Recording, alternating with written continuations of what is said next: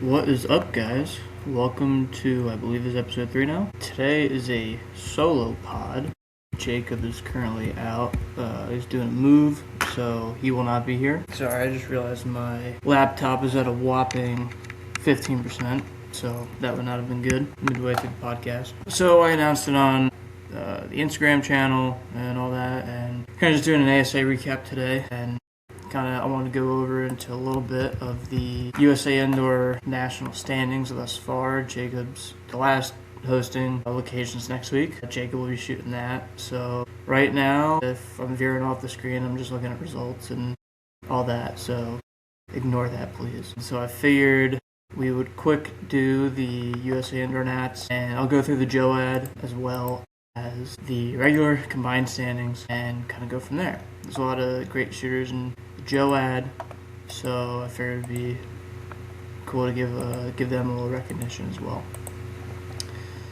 So, hopefully everyone had a great week.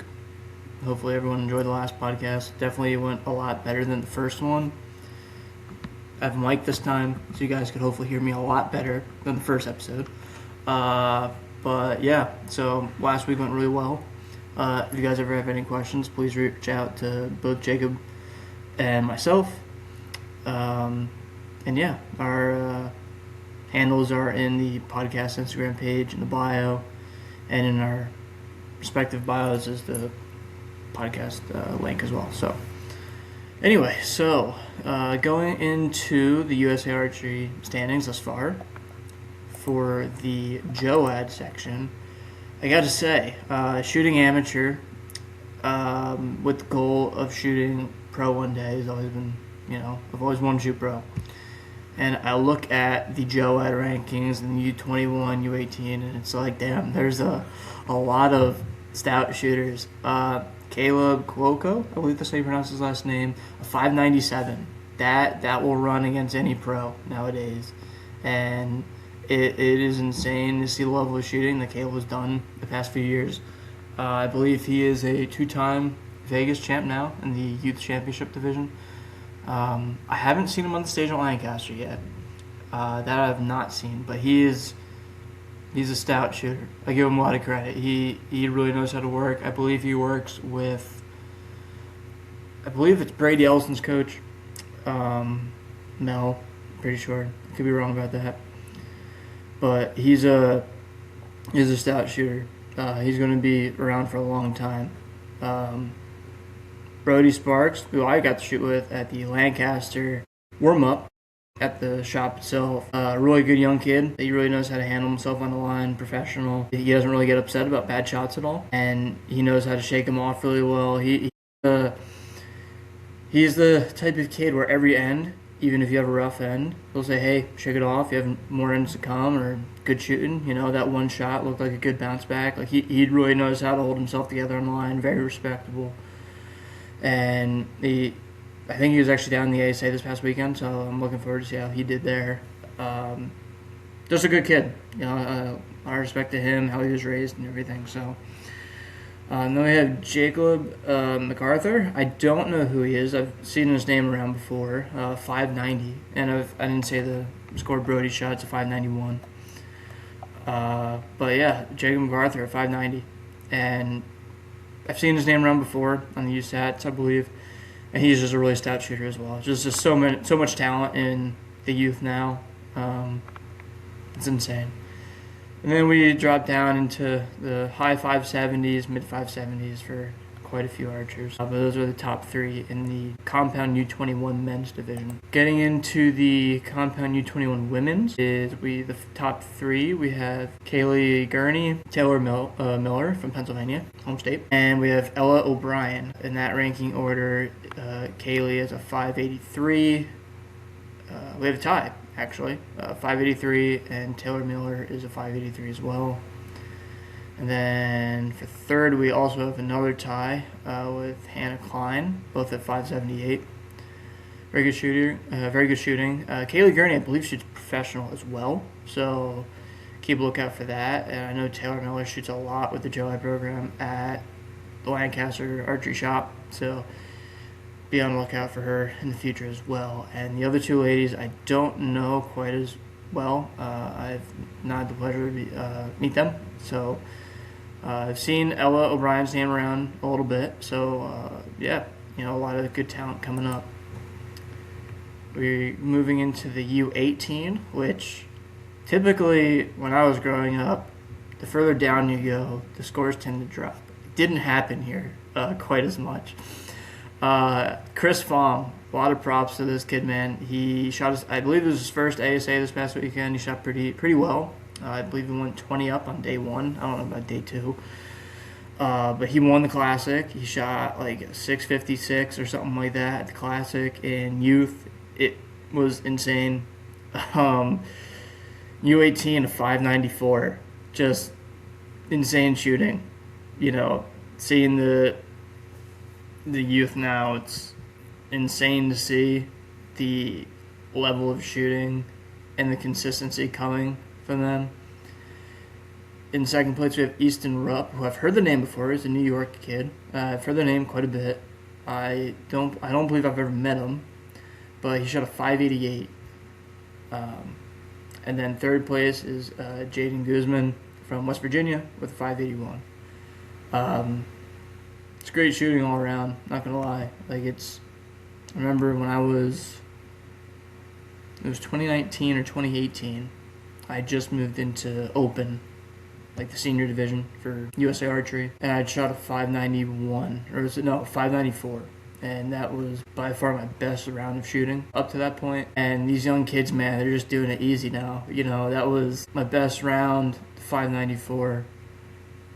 To that point in my shooting career. And at USA Internationals this year, I had a rough second day. I shot a 589 day 1, and then it was an 82, I believe, 582 on day 2, which is still 1170 or something like that. It's not great, but it's not terrible. You always want, my goal is to break 1180, obviously, because that can put you in the hunt for top 8. But I believe I went 296 and 293. And day 2, I shot a whopping, if it was a Vegas round, it would have been a nice 300 with 16 X's. You don't want to see that. But I was just skirting all around the X ring that day. And then day 2, the second round of day 2, shot 295. So it's important to learn to bounce back. You got to remember your shot, and you can't try and change stuff on the line. A lot of people tend to do that. So you really got to get in the habit of trusting your shot and trusting what you're doing. And this is the first year I've been able to do that. But these kids, man, they're on autopilot. And I've said it before in previous podcasts, I'm learning to shoot on autopilot. And these kids have already conquered that. So good for them. It's really cool to see. And then in the compound U18 women, we have a few stat scores. Chloe Nelson, 589 from Wisconsin. Very good shooting from her. Claire Smith from Michigan. She's pretty popular right now. She shoots a lot of the ASAs. I believe she shoots the IBOs as well. And she shoots pretty much all the indoor events as well. I believe at Lancaster she's shooting a bow hunter setup in youth women. And I've seen her shoot open before, so I'm not really sure what that was about. I'm kind of curious to know the reason why, but she shot 582. And then we have a two-way tie for third with Chloe Markle from Arizona. I don't know who that is. Apologies for that. And Alexis Fallon from Pennsylvania, my home state. I also shoot a league with her on Mondays at Cloverleaf Archery. A lot of growth from her the past 2 or 3 years. I've really only met her this year, but I've seen some posts from her in the past. And last year, I don't think she was near making the cut at the Lancaster Classic, for example. She shot below 600 or something like that. I could be wrong. This year, she shot 621, 626, something like that. And she made the cut. I think she got the second rounds before she got eliminated. But a ton of improvement for her. She actually had a really good weekend. I think she went 581, and then for the regular indoor nationals, she went 82 and 79. So she had a really, really great weekend of shooting. So congrats to her. I know her, so I have to do a little shout out. But yeah, great shooting from those classes. It's just insane the level of shooting coming out now, honestly. Now I will get into let's see what we got here. There's the combined results. I'll do that in a second. I figured I'll just go into the same rounds as before. This is with the total 2-day scoring now. What we just went over was JOAD rounds. So, let's see. All right, so we have up first is senior men's compound. I don't know how to compete in this class anymore. I won't lie. Unless you just shoot perfect, essentially. We'll take a look at the combined results in a minute. That features the youth and everything as well, the U18, U21. But just off the bat, top 8. We have Kyle Douglas, an 11.95. His rounds went 298, 299, 299, 299. You can't really mess with that at all unless you shoot 300s, honestly. Like, the shooting is insane. Gaius Carter, he was originally from Arizona. Here it's saying he's in Pennsylvania, so I guess he moved. I know he's with Casey Coughlin now, so if he moved for that, good for them. He shot really good rounds all weekend. He shot, let's see, day 1 he went 298, 297. And then day 2 he shot a 599, he went 300, and then 299, and he missed that first arrow on N4 of round 2. Just really good shooting from him. I know he's won Reading. I know he's made the stage at the Classic, I believe once. And I believe he's made Vegas twice. I don't think he's won any indoor majors yet. I know he won Reading, which was an insane accomplishment. Reading is like the shoot to win, in my opinion, at least, as the field guy. I think Reading really separates the men from the boys from a shooting standpoint, just because there's so many different factors that come into that weekend. So props to him. It's great shooting. I didn't shoot with him, but I shot near him at the Lancaster Archery warm-up for the Classic, and I think he shot a 655 or something like that. So he shot really good. I give him a lot of credit. Next we have Sawyer Sullivan, good buddy of mine. Sawyer shot an 1193. We got Dewey Hathaway, he with an 1192. And Dylan Thompson, also a good buddy of mine, with an 1189. And then we have 3 tied after that. Isaac Sullivan, Lawson Veit, and Wade McClanahan at 1186. We've talked about Lawson before. I shot with him at the Classic. He's a really good dude to know. Seems like a very mellow kid. I think he's still in college as well. He shoots on the collegiate circuit. Isaac Sullivan as well. He also shoots on the collegiate circuit. And Wade McClanahan, I don't know him too well. I've talked to him once at NFA Indoor Nationals, maybe like 2 years ago. My buddy Tyler Heritage. He is a very good shooter. I don't know if he's sponsored, but I know he shoots pretty much every event, all the ASAs and indoors. And I think he does USATs as well. I believe he got silver at one of the USATs this past year, actually, against, maybe it was like Mike Schlosser or someone. I believe it was a foreign guy who ended up winning. I think it was Schlosser and Matthias. But yeah, he's a really good shooter. He's really grown a lot in the sport the past few years. And it's cool to see a lot of his hard work being put in the right direction towards the sport. There's me, 19th with an 1170. Got to do a little shout out. Don't shoot 14 down in one day, in one half. So that's my my professional amateur advice. And as we get down to the women, and remember this isn't combined yet, so I'll go over my mini breakdown of the brackets so far, even though we still have one more event to go for location. Let's see. Long list of entrants. Still scrolling down. All right. So far in the women, the compound senior, we have Alexis Ruiz at the top, 1183. Good for her. She's from Arizona on the USA team. Very good shooter. I believe I also talked to her once in that conversation with Wade McClanahan. Very nice young lady. She's a really good shooter. There's not really much else to say. She's a great shooter. All the indoor tournaments, all the USATs. I believe she just came back, I think the first leg of the Indoor World Series was in Mexico, and I think she got silver or she got fourth, I forget. But she shot really well out there. Then second, we have Paige Pierce with an 11.79. Paige is just, if you don't know Paige Pierce in archery, then I don't think you know archery pretty much. She's won Reading, to quote, I believe it was Darren Christianberry. She's won Reading a gazillion times, as to quote Darren. Just a great shooter. She's won pretty much everything. So, good weekend from her. She's probably working on figuring out how to break 11.90, which I think she's done before. So she's probably already hard at work for shoot-offs down in, I believe they're doing it at Indoor Nationals now, in NFAA. Because I know they used to do it at Vegas. Then we have Kaylee Gurney, 11.72. Mary Ham, 11.71. And Jamie Lee Moore at 11.69. And then to round out the top 8, Rachel Flack, 11.69, who I believe is an ASA shooter. Could be wrong, or an IBO shooter. We have Carson Cray, who I know is on the U.S. team, 68. Madison Cox, 11.68, who used to be on the USA team. I don't know if she is anymore. I know she kind of was doing everything for a while. I don't know if she's just settling with the ASA.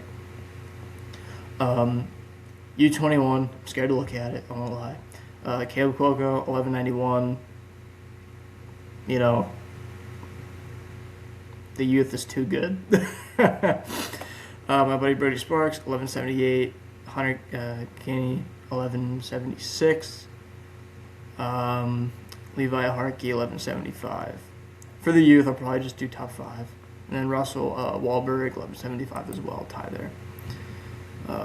U21 women, we have Jaden Reed, 11.77. Taylor Miller, 11.71. Brennan Brooks, who I believe shoots pro in the ASA circuit. She works with Michael Braden, I'm pretty sure, 11.68. Zoe Thompson, 11.60. And Anna Sherrier, 11.55. I believe she shoots for the Bulldogs in Kentucky, collegiately. Then in U18, we have Mason Springer of Ohio, 11.87, fantastic shooting. Chris Fong, 11.83. Take a look at his rounds. He went 295, 296, 295, and 297. Yeah, it's pretty good. Connor Goring, 11.76. Easton Rupp, who we talked about earlier, 11.75, and Cole Ware, 11.73.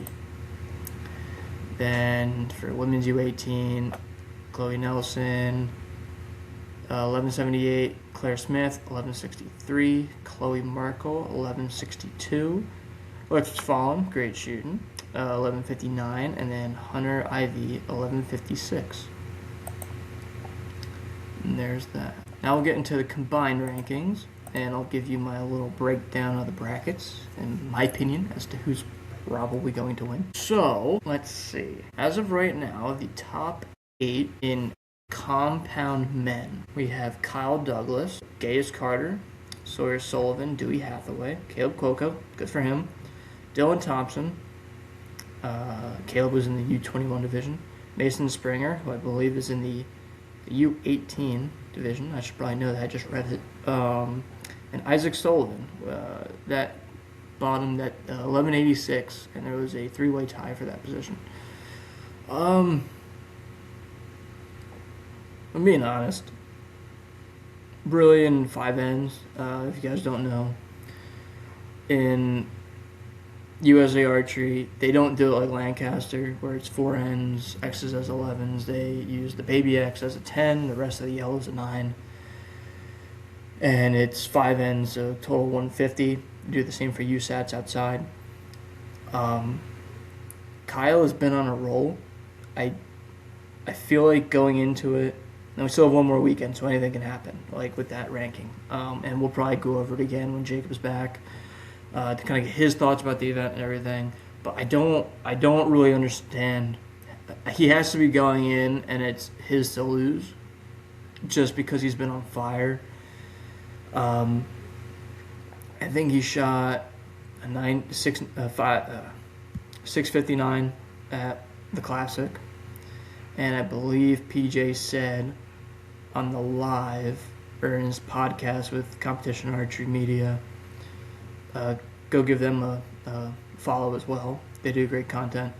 I believe they had said Kyle only missed 3 arrows that weren't 11s or 12s. And then we'll get into the ASA in a few minutes here, but he shot a 60 up, 400 a 400 would technically be par in archery for ASA, and I think he shot a 460. So, I feel like just with the momentum he has right now, it's kind of his to lose going in. Now, I believe we have a while. If I remember the schedule correctly, it should be another ASA and then this shoot-off. So I don't know. Going in, I'm sure he doesn't think about this, but from the outside perspective, it looks like it'll be his to lose. A good underdog in this bracket, I think, is Caleb. Not that he can't hang with them, but just his youth. Obviously, like a lot of these guys are young. Kyle, I think, is in his mid-late 20s. Gaius, I think, is the same. Sawyer, I believe, is still in college. Like, he's still a youth here. Dewey's still pretty young. And I don't know about Dylan, Mason, or Isaac's in college. But Caleb has the youth factor, which I think less stress of like the real life stuff we all face on a day-to-day basis. I feel like that could really aid him. So the way the brackets work is I believe it goes 1v8, etc. It's not like Lancaster where it's like 8-7 and then the winner faces 6. They do it where it's like a 1v8, 2v7. So right now it would be Kyle and Isaac, Gaius and Mason Springer, Sawyer and Dylan Thompson, and Dewey and Caleb. Which I feel like that match, Dewey and Caleb, really go either way. I'm sure they've met each other on the USAT circuit before. I know, I think Dewey shoots ASA too, but I know he shot a lot of USATs as well, and he shoots field. He knows the real form of archery. Sawyer and Dylan Thompson, I think, can be really interesting. Dylan is a great shooter. Like, I don't think he goes to as many events right now. I don't think he's going to Vegas. I don't think he's going to internationals. I don't think he even shot Lancaster. He might have. I could be wrong about that, but I didn't see him. But I know he shoots the ASAs. I know he does very well in them. And I think he's done Buckeye before and done well. But if you follow him on socials, he'll post a 30x round like that, man. Like he can pound. And I think he's the past couple years he's been like an 1189, 1190 shooter here. And if he does end up going, I don't know if he is or not, knowing he's in the top 8. But if he does end up going, I think he could give Sawyer a run. He's just a really stout shooter. I don't think I gave my prediction for the Dewey-Caleb match. I would probably lean Caleb, but it's another toss-up right there. So you really never know, because they're all great shooters in this top 8. We got next Gaius Carter and Mason Springer. I don't know Mason Springer, but Gaius kind of has that don't give a shit attitude, which can really play in archery if you really know how to do it, and he does it really well. Like, it is him on the line by himself, and he does not give a shit, honestly. He's adopted that, I think, from Dave Cousins a bit, where when you've won so much, you kind of build that. And him in his 22 to 24-ish run, I think is when he made the stage, did really well in Vegas, won Reading. Like, he had a lot of accomplishments that year, where I think he built that bit of an edge. Because some people view it as a bad thing, and no matter how you feel personally about Gaius, he can pound with a bow, and he uses that as an edge and in his advantage.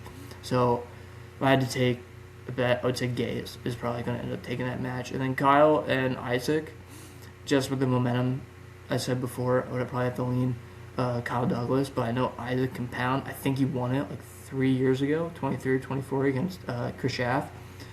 So he's been there. He's done it. I believe Kyle has won it as well. I could be wrong. or at least has made that final stage. But Isaac knows how to run the brackets. He's done it before. He's done it at the Classic, in Men's Open in 23, I believe it was, 23, 24. So he already knows how to win. He already has that edge to him. Because once you're there once, obviously, like, there's always pressure because you want to make it there again, but you already know how to make it there. So that's not the hard part of, like, knowing what it takes, essentially. It's just, talent's different every year. People come out swinging right away and all that. Talent's always getting better. So I would say if anyone gets nervous, I wouldn't even say they get nervous. It's just more from that reason where it's like, where's it going to be at the end of the day?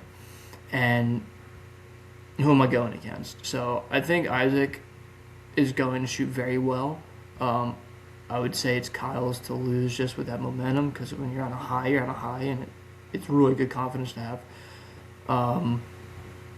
But any of these can go anyway, honestly, because there's just so many good shooters in this entire bracket.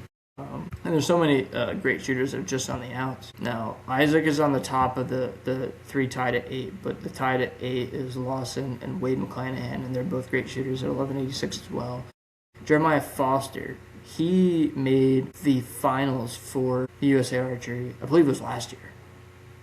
So, see him just on the outs by 1 point, 1185. Gage Kellett, he shoots with Lawson at their school, and he's a really good shooter, up-and-coming guy. Ace Coleman, Chris Fong, Nick Ingham, 1183s. Francisco Cantu, 1181. Landon Standish, good buddy of mine. And Ryan Booth tied at 1180, and that is top for tied at 17. So 17th at 20 down is still great shooting, and it doesn't make the cut. It's just, you can't miss anymore. Now we're going to get into the combined compound women's. Let's see, we have one. So right now we have top 8 is Alexis Ruiz at 1183, Paige Pierce 1179, Chloe Nelson 1178, Jaden Reed 1177, Kaylee Gurney 1172. I think she won it last year, could be wrong, or at least made it. And we have Maryham 1171, Taylor Miller 1171, and Jamie Lee Moore 1169. So it's definitely a young bracket. I believe Jamie Lee Moore can definitely do better than what her qualifying round says. I think she shot like a 656 or 55 Classic and qualified P1, and I think she entered P1 as well. She could definitely make a run. She would be shooting against Alexis Ruiz. I would probably add like at least 10 points to Jamie Moore's score. I don't know when she shot it. I don't know if she shot it super early in the season, still trying to get her bow figured out and everything. So I think she could definitely give a run for the money. I would say that's probably going to be a highlight match to watch if you're able to go and attend and watch all the matches. I think that could be a really, really good match to watch, and it kind of blows that that's a first-round match. So that'll be a very interesting match to watch. Then we have Paige Pierce and Taylor Miller. I'd probably lean Paige Pierce in this match just with experience. I think Taylor's pretty young. She may not have this experience yet in this top 8 bracket, but right now I would lean Paige Pierce. Chloe Nelson, Maryham, I don't know either. I guess I would lean Chloe, but again, 5 ends, no one knows what can happen. Like, no one knows what happened at Lancaster in 4 ends. So, and then Jaden Reed and Kaylee Gurney. I know Kaylee can shoot a bit better than the 1172 that she had shot. I don't know if I have a leaning in this because I don't know the experience level that Jaden has. But yeah, so that's kind of where I'm at with those. And now we will get into the ASA weekend. So hopefully you guys got to watch. It was a very good showing at the first ASA of the year. If you don't know, it takes place in Foley, Alabama for the first one. If you're interested in the schedule, I'll list it off right now. So this weekend was at Foley. Let's see, let me pull up my side screen here. So we had Foley this past weekend. Next up, on March 19th to the 21st, is the Shibuya Pro-Am in Russell County, Alabama, Fort Benning. And the next one after that is April 23 to 25 is the Easton Hoyt Pro-Am in Camp Minden, Louisiana. And May 28th to the 30th is the True Ball Pro-Am, London, Kentucky. Enjoy the power lines if you're going. They're tough to shoot with. June 25th to the 27th is the Matthews Pro-Am in Metropolis, Illinois, and then it is the Delta McKenzie Classic, July 30th to August 1st in Coleman, Alabama. So it does like a roundabout trip from Alabama to Alabama. So it was a very good weekend of shooting. It was really cool to see kind of some of the stories that came along with it. First one of the year, kind of want to see how people do. Just so you guys know, I'm a zero sugar soda fiend. Right now we got Barks root beer. If anyone has any recommendations, please let me know. I don't know if Jacob likes them. I know I like them. So if anyone has any recommendations, let me know. I'm all ears to add to the list. But I don't know about you guys. I've always enjoyed watching the Open Pro. There's a little more uncertainty with it. Nothing against known pro shooters. You kind of...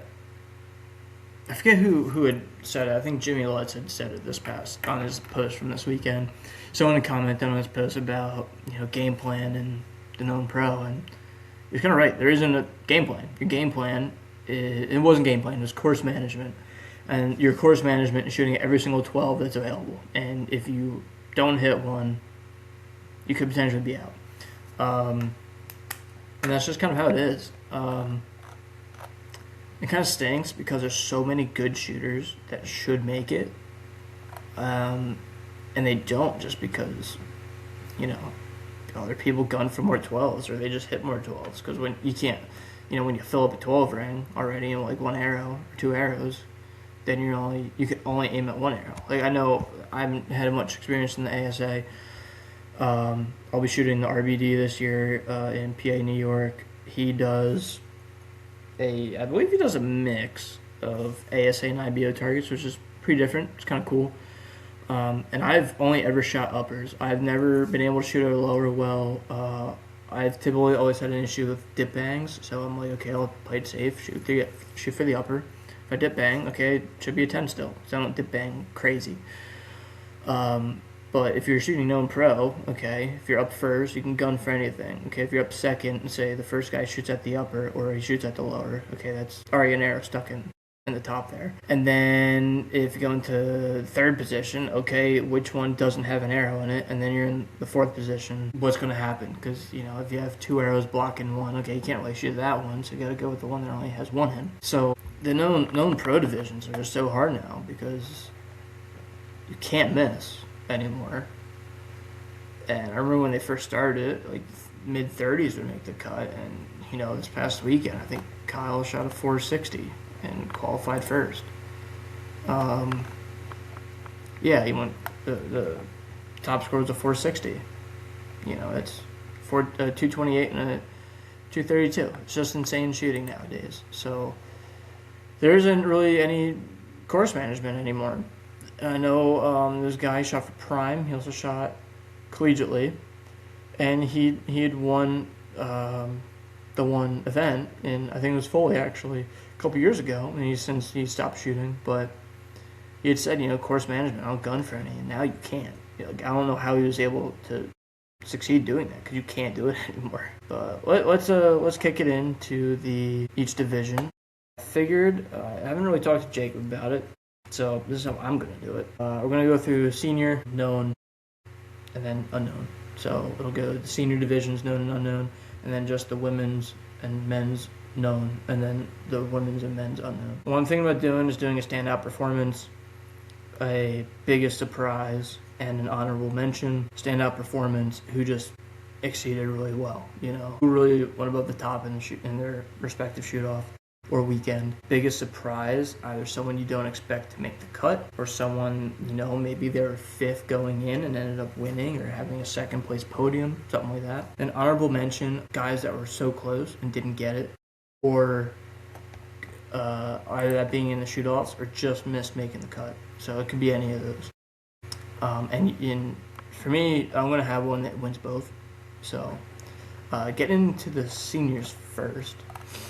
I'll go the senior pro first. So the qualifying for this, it was Jack Wallace in first with a 4:28 for qualifying. Jeff Hopkins, recently back with Martin as well. That's interesting. With a 4:11. Jack had 14 bonus rings. Jeff Hopkins had 13. We have Rich Owens, a 4:15 with 12 bonus rings. Brian Lawlin, the 4:10 with 9 bonus rings, and Steven Altizer with a 4:10 with 11 bonus rings. Honestly, I think standout and biggest surprise has to both go to Jack Wallace. Jack's he's had a lot of really great career moments, and I know when he switched to senior pro last year, I don't think he had the year he wanted going from men's pro into senior. And the fact that I know he shoots ASA 3D all the time, all year round. He doesn't really stop in the winter.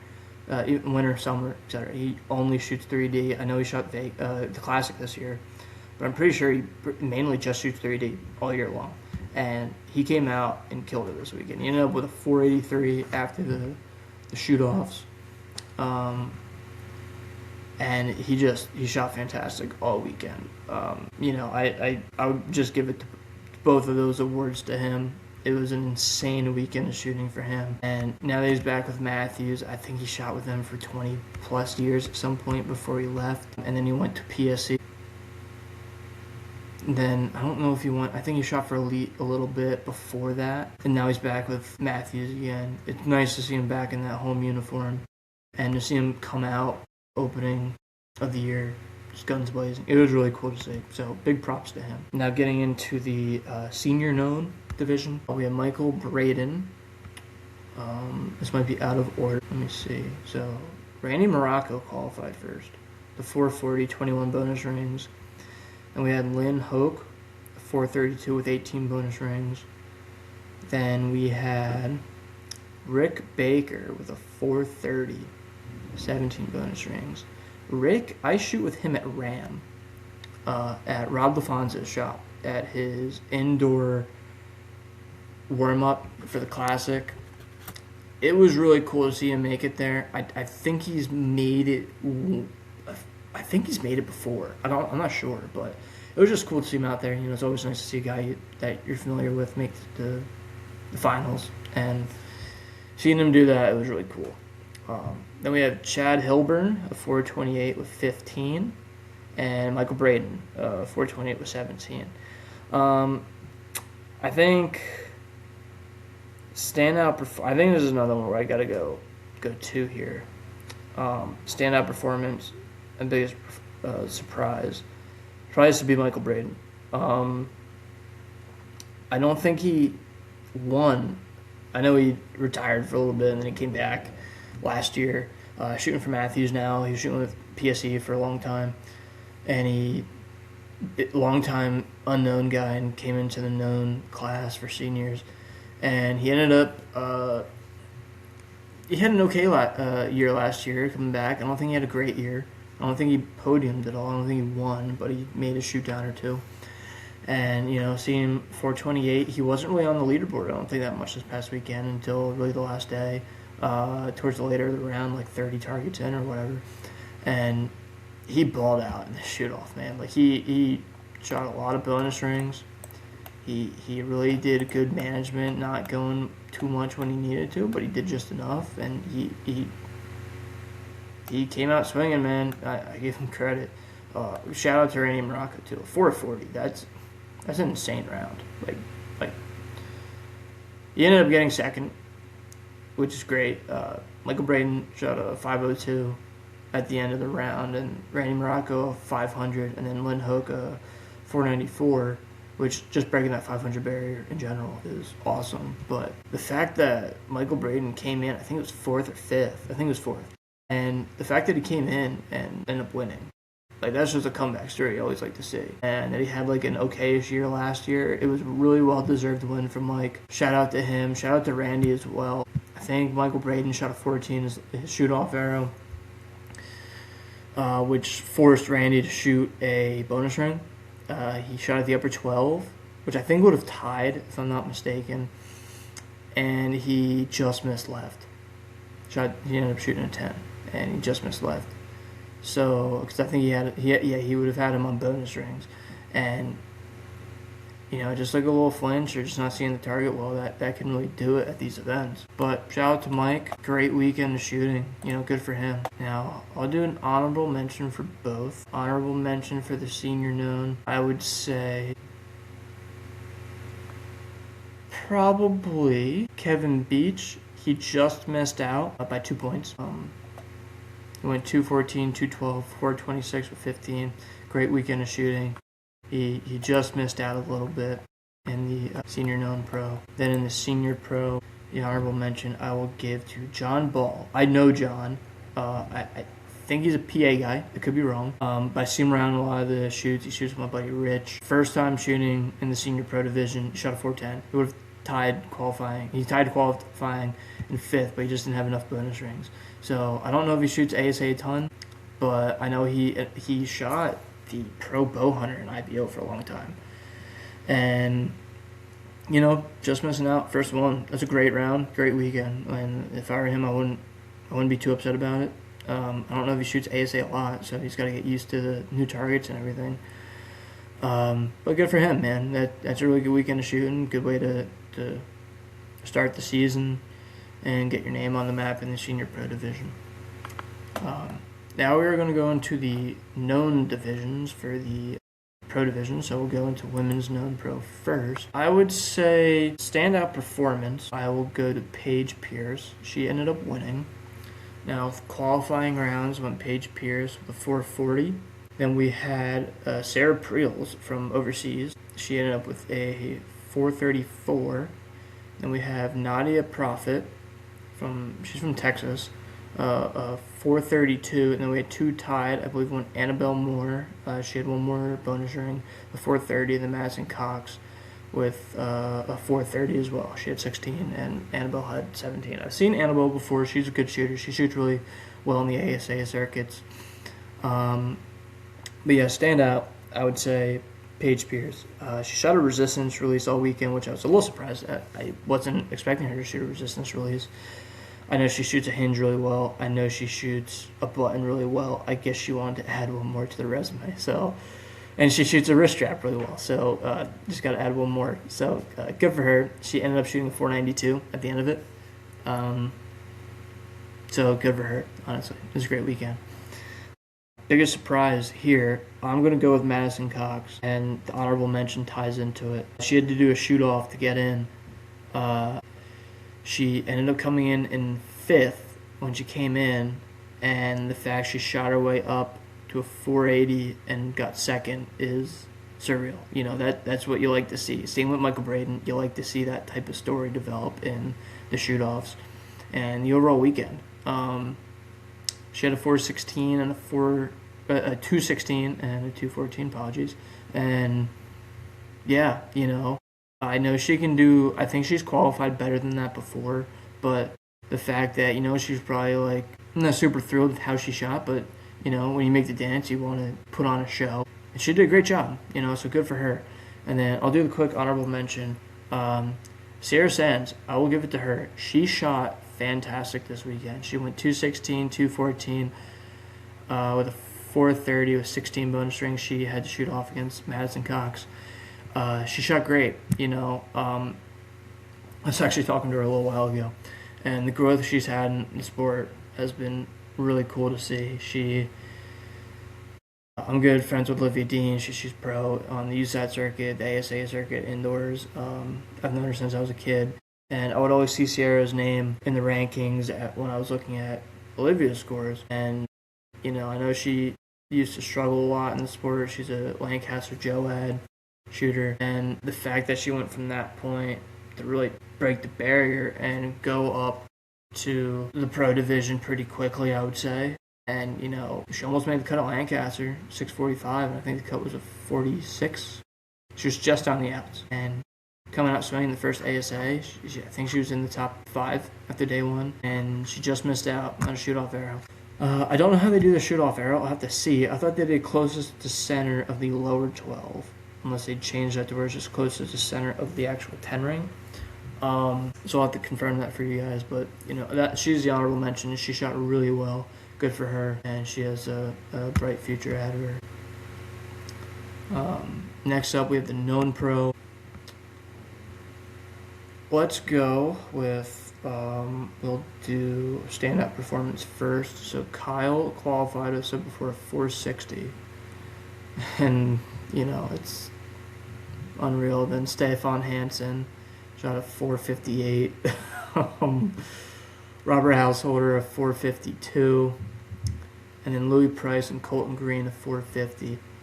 Kyle ended up winning. He didn't miss a single bonus ring in the shoot-off. He ended up with a 538 at the end of it. I think he shot all 12s, and then a 14 on his final arrow against Robert Householder. He's the standout performance. You shoot a 460, then you come in, don't miss a single bonus ring. I said before, even with the USA Archery, he's been on an insane tear all indoor season. 599, I think, at Neems. I believe he podiumed at Kings of Archery. So it's not just starting with Lancaster. It has been all year long. It's been a great year for Kyle. Props to him. He deserved it. I still think it was his to lose. And I think that's 5 or 6 in a row now for ASAs. So great for him, man. The Matthews is really treating him well. And the punching too, I guess. Biggest surprise, I'm going to go with Colton Green. Colton Green is new to the pro class. He shot pro first, I think, last year. And he shot a 54, something like that, in Lancaster. But then he made the stage at Vegas, and everyone was like, who's this Colton Green guy with his... I think he's the guy with the Milo tea, sweet tea or whatever. So get him that sponsorship, Milo, whatever the brand is.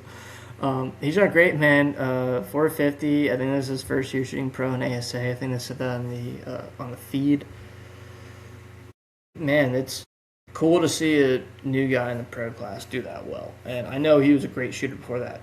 Anyway, it's just really cool to see that growth so quickly. It's great for him, man. It was really cool to see. Then honorable mention, I'm just looking through all the scores. I'll have to say,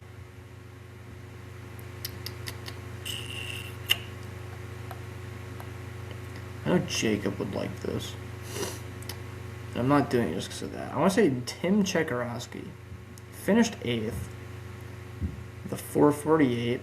It was a 3-way tie at 48. We had Curtis Broadnax, Tanner Barker, and Tim Chekarowski. You know what? I'm going all the 448s because this class is insane to shoot right now. A 450 made the cut. They went back down to 50 yards for the known pro class. I know I had spoken to Josh Grine a little bit about it, but I forget who else I talked about it. They're just having a hard time making good lanes at 60 yards. So they would need to look at, this isn't what Josh Grine said, they would probably have to look at new properties to try and expand a bit more. But it's tough to make it now, man. And Tanner Barker, he just graduated college a year or two ago. And I know he's had some ups and downs in the pro class so far. Not that he hasn't shot bad, but when you go from known 50, known 45, and men's open in the amateur class, and he does extremely well, and you go into that pro division, and it's a learning period because it's different. And not that I would know it yet, but talking to people, I know that. And he shot great. You know, Curtis Broadnax, he just shoots everything now. He shoots USATs. I think he's on the USAT team.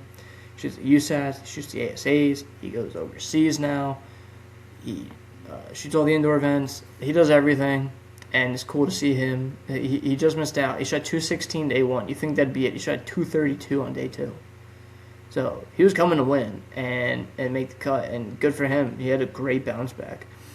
And I said Tim Chekarowski initially. He went 226, 222. I only say him. I said him initially. He's a prime guy. I think he's the head of the pro staff. But he's had a good couple of years at Foley specifically. He made the cut, I think, the past 2 or 3 years at Foley. I know at least 1 of the 3 years. And you don't see his name up there a lot, but when you do, it's really cool to see. And I think it's not that he's a bad shooter. He's a great shooter. And he can run it. I don't know how he shoots indoors. I haven't really seen him anywhere indoors. I could be wrong. Apologies for that. I think he made a shot at Lancaster this year, but good for him, man. He shoots great. He shot really good this weekend. It was cool to see. And now we're going to get into the Open Pro divisions, which is what I like the most. So we will go to the Women's Pro division first. The qualifying rounds, we got Cara Kelly, 415, Carver, 406, Sharon Wallace, a 405, Emily McCarthy, a 403, and then Lindsay Christensen coming in at 5th with a 385. I know the women's pro class is very tough. There's a lot of top shooters, and it's really cool to see, the new blood coming in. I'm going to go straight to surprise honorable mention I'm going to do just biggest surprise first. And I have a different honorable mention. Lauren Carver. I think she's made 1 or 2 last year. She's young. It was cool to see her make it. You like to see that new generation of unknown shooters coming in. It's different to see. And it's good to see where, it's like a passing of the torch kind of thing. So it was nice to see. And I believe she had her boyfriend in her box, Logan Altizer. Stephen Altizer's son, so it's cool that they got to have that moment together as well. But it's cool to see the new blood come in, like I was saying before with the USA Archery, with the U18, U21. And it's nice to see that new generation of stout archers come in, and she's definitely in that for the Women's Open division. So good for her. A standout performance has to be Cara Kelly. She just doesn't know how to lose, man. She's a really good shooter. She knows how to get it done, and I know she shoots really well indoors as well. I don't know how she did at Lancaster this year, so apologies for that. But she shot great this weekend. She really killed it. 212, 203, 415, and then she ended up with a 465. She dominated the entire shoot-off. She really did, and props to her for that. And then honorable mention, I want to do 2, but I'm going to do 1. I'll go Sharon Wallace. She just missed the podium by 1 point. Emily McCarthy, props to her, 453 to secure 3rd. Sharon Wallace with a 452. Sharon had it tied, I think, going into the 4th arrow, and then she ended up shooting a 5 on the Wolverine, which is a very difficult target if you have not seen it. So that kind of secured the fate, I think. She needed a 14 to stay in the hunt for that final arrow, because they didn't end up having a final arrow for this one, and she needed it really badly, and she didn't go for it. If I would have gone for the 14, I don't know if she thought maybe Cara Kelly missed the 12, because I think she shot 12 on her final arrow. She shot an upper 12, I'm pretty sure. So it was still a great run from her. I think PJ had said she should technically be in the senior division, but they don't have a senior pro division, so she's still hanging it with the women's pro division. Props to her, man. Good for her. Now, Open Pro, which is also an insane class. Some great shooters in the shoot-off this year. Joe Goza coming first with a 428.